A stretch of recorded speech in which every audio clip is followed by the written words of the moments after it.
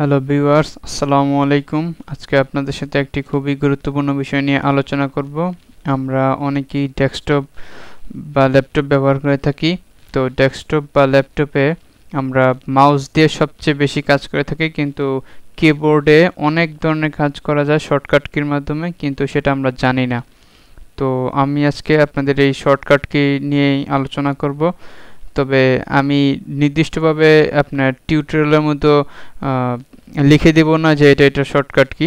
তবে আপনাদের কিছু অপশন দেখিয়ে দেব, যে অপশন দ্বারা ইন্টারনেট ছাড়াই, মানে কোনো কষ্ট ছাড়াই যে কোনো জায়গায় আপনি এই শর্টকাট কিগুলো বের করে ব্যবহার করতে পারেন। স্টার্ট মেনু,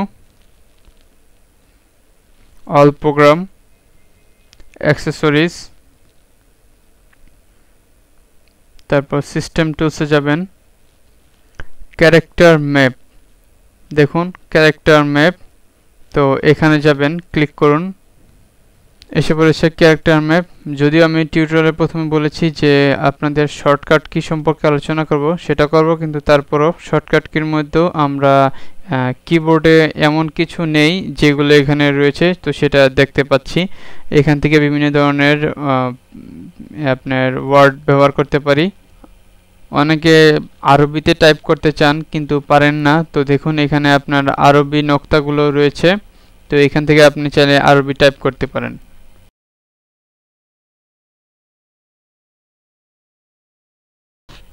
এখন চলুন দেখে নেই আমার শর্টকাট কিগুলো। তো প্রথমে স্টার্ট মেনুতে যাব, তারপর হেল্প অ্যান্ড সাপোর্ট। আবার দেখে নিন হেল্প অ্যান্ড সাপোর্ট।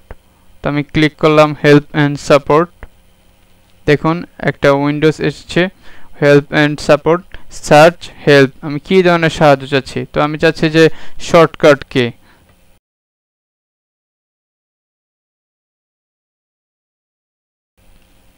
কিসের shortcut key? Keyboard shortcut key. তো দেখুন এখানে আমার কিবোর্ড শর্টকাট কি দেখাচ্ছে, এসে পড়েছে সার্চকৃত কিবোর্ড শর্টকাট কির অপশনগুলো। তো আমরা এখানে কিবোর্ড শর্টকাট কিতে ক্লিক করব। এসে পড়েছে কিবোর্ড শর্টকাট কির অপশনগুলো।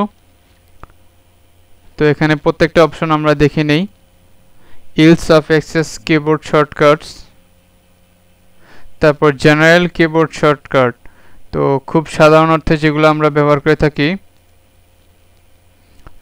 এই জেনারেল কিবোর্ড শর্টকাটগুলো, F1 এ ডিসপ্লে হেল্প, কন্ট্রোল সিতে কপি, কন্ট্রোল এক্সতে কাট সিলেক্টেড আইটেম, কন্ট্রোল বিতে পেস্ট, কন্ট্রোল জেডতে আনডু, কন্ট্রোল ওয়াইতে redo and action, delete the selected item and remove it to the recycle bin, shift delete the selected item without moving it to the recycle bin first, আর F2 তে rename the selected item. আমরা বেশিরভাগ ক্ষেত্রেই কোনো একটা folder select করার পর right click করি, তারপর এটা রিনেমে ক্লিক করে তারপর রিনেম করি, কিন্তু আসলে আমরা এখানে একটা ক্লিক করলাম, তারপর F2 যদি চাপ দেই তাহলে কিন্তু এটা আমার রিনেম অপশনটি এসে পড়তেছে। দেখুন আমি F2 চাপ দিলাম, রিনেম এসে পড়ছে। আমি কিন্তু এখন আপনার রাইট ক্লিক করি নেই।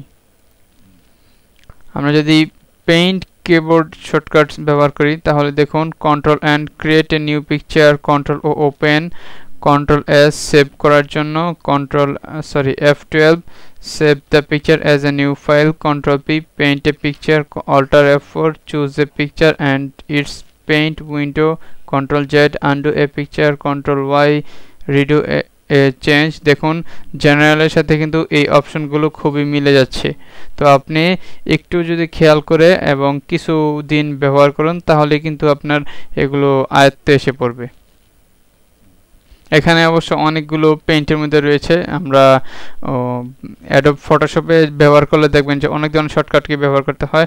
তো এরকম এটাও এক ধরনের ফটোশপের মধ্যেই, মানে পেইন্টিং করা, জাস্ট ফটোশপের খুবই ক্ষুদ্রতম পরিসরের কাজ এই পেইন্টে করা হয়। আমি এম সাদেকুর রহমান নাহিদ, ইনশাআল্লাহ পরবর্তী টিউটোরিয়ালে নিয়ে আসবো নতুন কোনো বিষয়। ধন্যবাদ, আসসালামু আলাইকুম। কেউ সাবস্ক্রাইব করতে ভুলবেন না।